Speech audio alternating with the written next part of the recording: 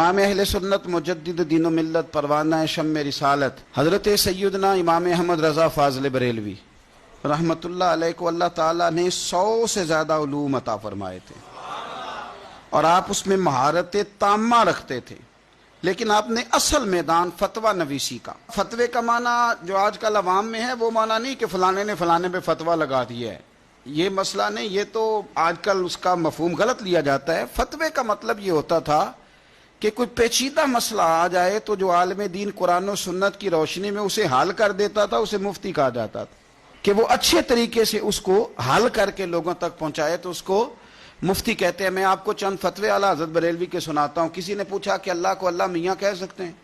کہہ دیتے ہیں نا بہت سارے لوگ، اللہ میاں فرماتا ہے، اللہ میاں کہتا ہے۔ اعلیٰ حضرت فرماتے ہیں نہیں، تم میاں کیوں کہنا ہے، تم کہو اللہ تعالیٰ فرماتا ہے، اللہ جل جلالہ فرماتا ہے، اللہ جل شانہ فرماتا ہے، اللہ عز و جل فرماتا ہے، اللہ تعالیٰ فرماتا ہے، اللہ تبارک و تعالیٰ فرماتا ہے۔ اللہ کو میاں نہیں کہنا، دلیل کیا ہے؟ وہ فرماتے ہیں کہ تم لفظ میاں کے جب معنی تلاش کرو گے تو 2 معنی اس کے ٹھیک نہیں، ایک ٹھیک ہے۔ تو جس لفظ کے 2 معنی درست نہ ہوں وہ رب کی ذات کے لیے نہیں بولنا چاہیے۔ اللہ تعالیٰ کے لیے وہ لفظ استعمال کریں گے جو بڑا شانوں والا ہوگا، جو بڑا مقام والا ہوگا۔ اللہ تبارک و تعالیٰ نے چرند بھی پیدا کیے، پرند بھی پیدا کیے، درندے بھی پیدا کیے، لیکن جب رب نے نسبت بیان کی تو پتہ کیا بیان کی؟ یہ جتنے جانور آپ کو گلیوں میں نظر آتے ہیں پیدا تو سارے اللہ نے کیے ہیں نا، لیکن رب نے جب نسبت بیان کی تو اس کو سمجھیں۔ فرمایا فلا و ربی کا، اے محبوب مجھے تیرے رب کی قسم ہو، اے محبوب مجھے تیرے رب کی قسم ہو، اپنی نہیں کہا، محبوب مجھے تیرے رب کی قسم ہو۔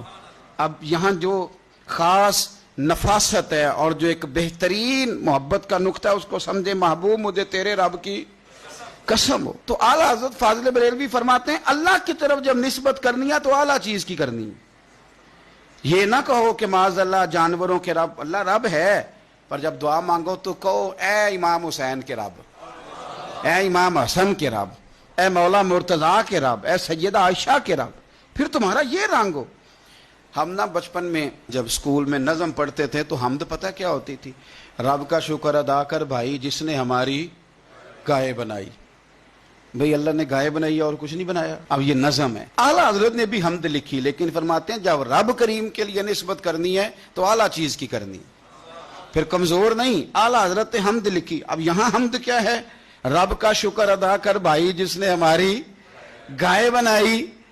اعلیٰ حضرت جب اللہ کی حمد لکھنے لگے تو انہوں نے گنبد خضرا کی طرف منہ کیا، اب اللہ کی حمد لکھتے ہیں، کہتے ہیں وہی رب ہے جس نے تجھ کو ہمتن کرم بنایا اور ہمیں بھیک مانگنے کو تیرا آستان دکھایا، تجھے حمد ہے خدایا، تجھے حمد ہے خدایا۔ وہی رب ہے جس نے تجھ کو، یعنی یہ نہیں کہا کہ گائے کی طرف نسبت کرو، کہنے لگے اللہ نے جو شاید سب سے شان والی بنائی ہے وہ مدینے والے رسول ہے، لہذا ہم رب محمد کہیں گے، ہم رب مصطفیٰ کہیں گے صلی اللہ علیہ۔ وہی رب ہے جس نے تجھ کو ہمتن کرم بنایا، ہمیں بھیک مانگنے کو تیرا آستان دکھایا، تجھے حمد ہے خدایا، تجھے حمد ہے خدا۔ تو اعلیٰ حضرت کو جب پوچھا جاتا ہے اللہ کی ذات کے بارے میں تو پھر وہ کہتے ہیں کہ وہ جتنا شان والا ہے تم کوشش کرو لفظ بھی اتنا شان والا تلاش کرو۔